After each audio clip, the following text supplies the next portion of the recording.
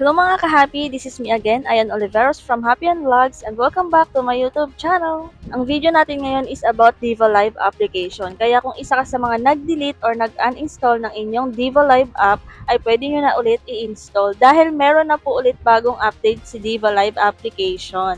Kanina kasi mga BS, tinitingnan ko kung ano bang bago kay Diva Live. So napansin ko na may 2,000 na per live. Meron na po siyang 2,000 diamonds na rewards tuwing magso-solo live tayo.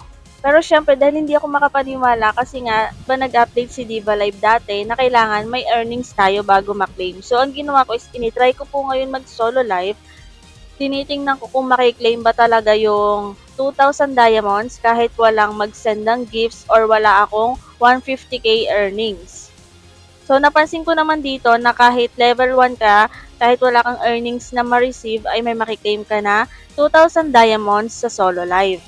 Kaya dito mga B, ang ginawa ko is, nag-solo live ako at tinapos ko tong 60 minutes. Pagkatapos ng 60 minutes ay may nakita ako dito na receive and then ini-click ko yan at ayun nga, may lumabas na claim daw natin tong 2,000 diamonds. Pero syempre, hindi pa rin ako makapaniwala kaya ang ginawa ko is ini-check ko pa rin siya sa history ng details or dito sa ating wallet history.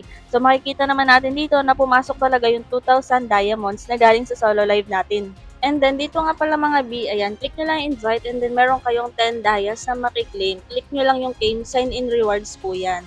And then sa solo live, ito yung makiklaim natin, 2,000 diamonds. Ito yung mga task ngayon dito kay Diva Live, okay?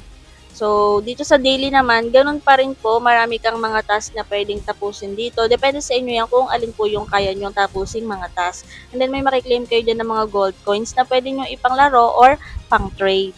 So, ayun na mga ka-happy, kaya sa mga nag-delete dyan or nag-uninstall ng inyong Diva Live application, ay i-install nyo na yan habang meron pa ulit na-claim na rewards dito kay Diva Live. So, tiyagaan lang po talaga lalo na sa pag-iipon ng coins. Maraming ways para magkaroon ng mga coins dito kay Diva Live. Kailangan lang talaga nating i-explore yung application.